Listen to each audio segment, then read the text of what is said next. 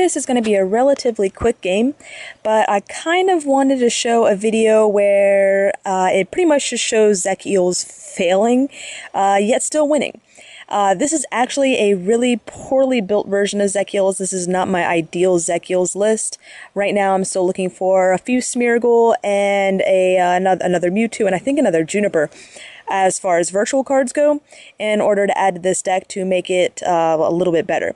So right now it's just kind of a rough modified deck. There's some things in here that yeah, like Thundurus is in here. I typically don't have Thundurus. So yeah. So this is just kind of to show where if you don't have a really good while Zekeels is one of, probably the tier 1 deck right now, even a few minor tweaks to it can really struggle to make it struggle. So I start with a lone Mewtwo. Terrible start. As you can see, I have no supporters in my hand, really no useful trainers, like no dual ball or level ball or anything to get me into a Smeargle to try and help me portrait for anything. Only one energy in hand, so I can't even really start attacking. And I see he opens up with a Zekrom and a Pikachu on the bench, so thinking this is another Eel variant deck. He does play a Sharon to draw 3 cards, so he's got a pretty substantial hand, and now I'm just kind of waiting for him to finish up his turn. I do have another game that I'll make a video of where I use this deck list again, and I had another terrible slow start with Mewtwo, and I make a huge, while I'm winning, I make a huge misplay at the end and lose it all. So, I'll probably upload that video tomorrow. I draw into a Sky Arrow, which really isn't helpful. I don't want to play it yet because I don't want to potentially help out my opponent, as well as me, and I really have nothing else to retreat to the bench to anyways. So, with, I run 2 Sky Arrows, so there's really no reason to play the Sky Arrow now. I do attach my 1 lightning energy for the turn, because at least next turn I can get off some damage with an X-Ball if I draw into an energy. If not, we'll see. So he plays an Engineer, just really making his hand huge. But for as big as his hand is, he really doesn't have much of a bench. So that's a little surprising. You'd think with a big hand like that he'd be able to get some more stuff going, but we'll see what he does. From looking at his record earlier, it looked like he was a relatively new player, so we'll see what happens. So I finally draw a Collector. Not really a shuffle supporter like I'd like to, but it does give me some basics. So here's where I'm considering my options. Thinking this Smeargle, with that big hand, he's bound to have some supporters in it. Definitely need a Dynamo. But then I start considering I have a switch in hand, so I could do a Shaman Thundurus combination and be able to move that energy around to start getting energy onto the field with Thundurus. Kind of going back and forth here, deciding my options, and unfortunately, because I keep changing my mind, I click OK before I actually have 3 Pokemon selected. I thought I had the Thundurus selected too, did not, and unfortunately I collected for only 2. There's a few downsides to the virtual game, and this is one of them. Is just you have to be really careful about your clicks. So I do get the Smeargle and a Dynamo, which means I can use that switch to at least portrait, hopefully get something good, but all he has is an Elm. The only evolution card I run in my deck is Electric. I'm considering whether or not to take it since I do have an Eel in hand. What if I top a Juniper next turn? But because I only run 2 Juniper in this deck, I don't have a third right at the moment. I decided to go ahead and take it because what are the chances of having a Juniper to toss away? So I go ahead and end my turn since I don't have the energy to attach to Mewtwo to be able to attack. And the turn proceeds to him. It looks like, despite his entire huge hand, he's having some trouble getting energy onto the field. He did use 1 energy for that Engineer's adjustments. He plays the Elm, and yeah, kind of showing me that that's the only supporter he has in his hand right now too.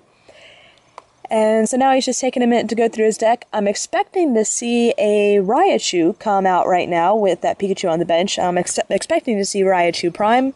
And Raichu Prime is pretty cool because if it's in the active, I think it's only if it's in the active position, you can essentially move all the energy that you want that's electric on the bench up to the active. Means you can power up Raichu pretty easily.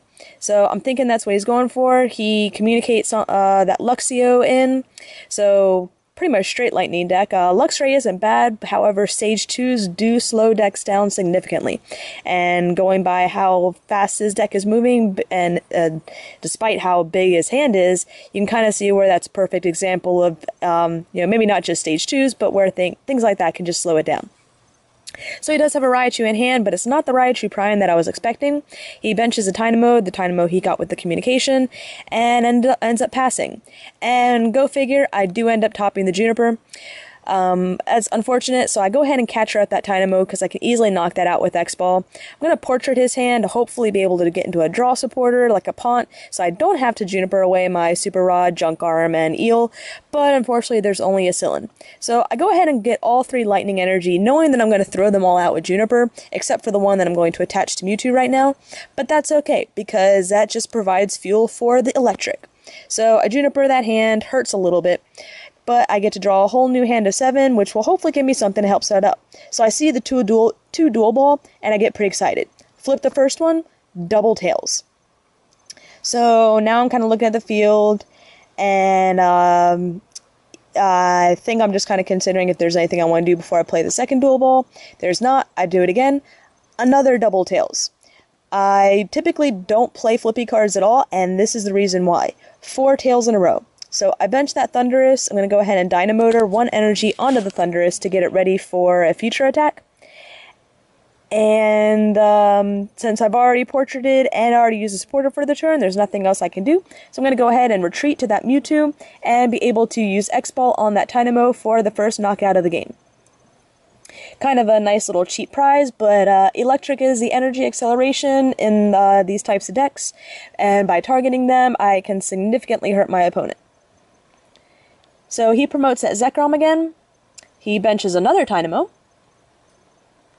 But I do have that other catcher in hand, so I'm really not concerned about it. He attaches another Lightning to the Zekrom, hits me for 20, and that ends his turn. So I get a third dual ball. Excellent. What are the chances of getting another double tails? Just that. I just flipped 6 tails in a row. So, still, my board is still looking better than his, though, so I catcher up his other Dynamo. I'm going to Dynamotor onto that Thundurus.